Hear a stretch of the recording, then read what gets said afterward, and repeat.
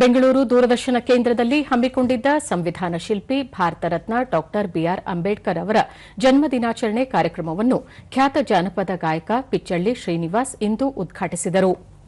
ಈ ವೇಳೆ ದೂರದರ್ಶನ ಕೇಂದ್ರದ ಮುಖ್ಯಸ್ಥ ಎ ಹನುಮಂತು, ಕಾರ್ಯಕ್ರಮ ವಿಭಾಗದ ಉಪಮಹಾನಿರ್ದೇಶಕ ಭಾಗ್ಯವಾನ್, ಸುದ್ದಿ ವಿಭಾಗದ ನಿರ್ದೇಶಕ ಬಿಎ ಕೇಶವಮೂರ್ತಿ, ತಾಂತ್ರಿಕ ವಿಭಾಗದ ನಿರ್ದೇಶಕ ಎಸ್ ಚಿನ್ನಸ್ವಾಮಿ, ಹಿರಿಯ ಆಡಳಿತಾಧಿಕಾರಿ ಬಿಎನ್ ಅಶ್ವಿನಿ, ಆಡಳಿತಾಧಿಕಾರಿ ಎಸ್ ದಂಡಪಾಣಿ, ಹಿರಿಯ ಕಾರ್ಯಕ್ರಮ ನಿರ್ವಾಹಕರಾದ ಎಚ್ಎನ್ ಆರತಿ, ಸಹಾಯಕ ಸುದ್ದಿ ನಿರ್ದೇಶಕರಾದ ಕೆಎಸ್ ಶ್ರೇಯಶ್ ಹಾಗೂ ಕೆಟಿ ಮೇಘನಾ ಸೇರಿದಂತೆ ದೂರದರ್ಶನ ಕೇಂದ್ರದ ಅಧಿಕಾರಿಗಳು ಹಾಗೂ ಸಿಬ್ಬಂದಿ ಉಪಸ್ಥಿತರಿದ್ದರು. ಬದುಕಲು ಅರಿವೇ ಅಂಬೇಡ್ಕರ, ಗುರುವೇ ಅಂಬೇಡ್ಕರ, ಅರಿವೇ ಅಂಬೇಡ್ಕರ, ಗುರುವೇ ಅಂಬೇಡ್ಕರ, ಅರಿವೇ ಅಂಬೇಡ್ಕರ, ಗುರುವೇ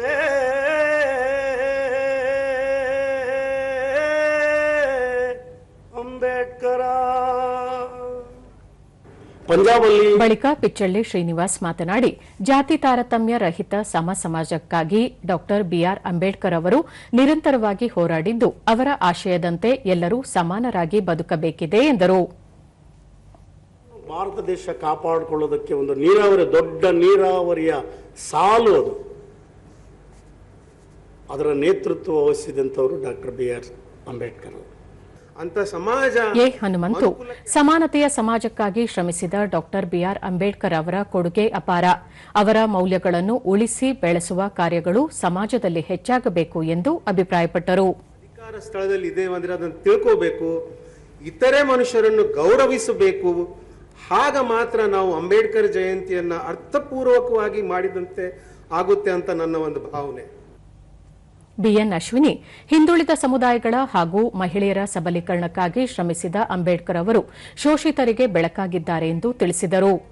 ಬರೆದುಬಿಟ್ಟಿದ್ದಾರೆ, ಹೀಗಿದ್ರೆ ನಮಗೆ ಸುಖವಾಗಿದೆ. ನಮ್ಮ ಸ್ವಂತ ಆಲೋಚನೆಗಳನ್ನು ಬಿಟ್ಟರೆ ದಾರಿ ಇರೋದಿಲ್ಲ. ಸೊ ಒಂದು ದಾರಿಯನ್ನ ಆಲ್ರೆಡಿ ಸಂವಿಧಾನದ ರೂಪವಾಗಿ ಬರೆದುಕೊಟ್ಟು ಹೋಗಿದ್ದಾರೆ. ಸೊ ಅದಕ್ಕೆ ನಾನು ಧನ್ಯಳಾಗಿದ್ದೇನೆ. ಎಸ್ ದಂಡಪಾಣಿ, ಎಲ್ಲ ವರ್ಗದ ಜನರಿಗೆ ಶಿಕ್ಷಣ ದೊರೆಯಬೇಕು. ಬಡವರ ಏಳಿಗೆಗಾಗಿ ಸಮಾಜದ ಪ್ರತಿಯೊಬ್ಬರೂ ಕೈಜೋಡಿಸಬೇಕು. ಆಗ ಮಾತ್ರ ಅಂಬೇಡ್ಕರ್ ಅವರ ಆಶಯ ಈಡೇರುತ್ತದೆ ಎಂದು ಹೇಳಿದರು. ಓದು ಮಕ್ಕಳಿಗೆ ಬಡತನದಲ್ಲಿ ಇರೋರಿಗೆ, ಯಾರೇ ಇರಲಿ ಬಡತನದಲ್ಲಿ ಇರೋರಿಗೆ ಸ್ವಲ್ಪ ಸಹಾಯ ಮಾಡಿದ್ರೆ ಒಳ್ಳೇದಾಗ್ತಂತ ಅನ್ಕೊಳ್ತಾ ಇದ್ದೀನಿ. ಎಸ್ ಚಿನ್ನಸ್ವಾಮಿ, ಸಮಾಜ ಸುಧಾರಣೆಗಾಗಿ ಜಾತಿ ವ್ಯವಸ್ಥೆಯ ವಿರುದ್ಧ ಹೋರಾಡಿ ದೇಶಕ್ಕೆ ಪವಿತ್ರ ಸಂವಿಧಾನವನ್ನು ನೀಡಿದ ಅಂಬೇಡ್ಕರ್ ಅವರ ಸಾಧನೆ ಅಪಾರ ಎಂದು ತಿಳಿಸಿದರು. So much in favor of women and socially weaker sections. So we should feel happy that we are able to celebrate his. Regardless of their background. KS Shreyash, ಶಿಕ್ಷಣ, ಸಂಘಟನೆ, ಹೋರಾಟ ಎಂಬ ಮಂತ್ರದಿಂದ ಸಮಾಜದ ಬದಲಾವಣೆಗಾಗಿ ಶ್ರಮಿಸಿದ ಅಂಬೇಡ್ಕರ್ ನೊಂದವರ ಆಶಾಕಿರಣವಾಗಿದ್ದಾರೆ. ಅವರ ಶೈಕ್ಷಣಿಕ, ಸಾಮಾಜಿಕ ಸಾಧನೆ ಎಲ್ಲರಿಗೂ ಸ್ಫೂರ್ತಿ ಎಂದರು.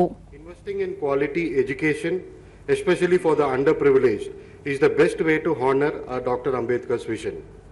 Let us work together to build a future where every child, regardless of his background, has the power to succeed through education.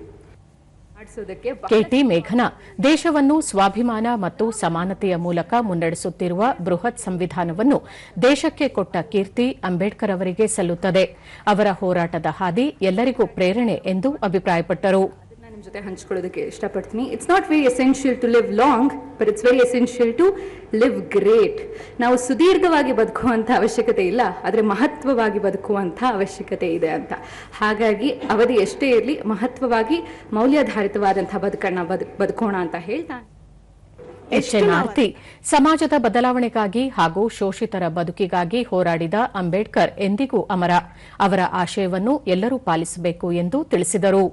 ಯಾವುದೇ ಹೆಣ್ಮಗಳು, ಅಶ್ವಿನಿ ಒಬ್ಬರೇ ಅಲ್ಲ, ಯಾವುದೇ ಹೆಣ್ಮಗಳು ಆಕೆ ಇಲ್ಲಿ ಗಟ್ಟಿ ದನಿಯಲ್ಲಿ ತನ್ನ ಹಕ್ಕುಗಳ ಬಗ್ಗೆ ಮಾತಾಡ್ಬೋದು.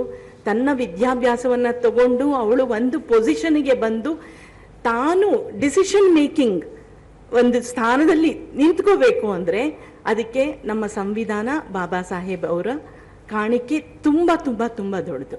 ಧರ್ಮವೆಂದರೆ ಶಾಸ್ತ್ರ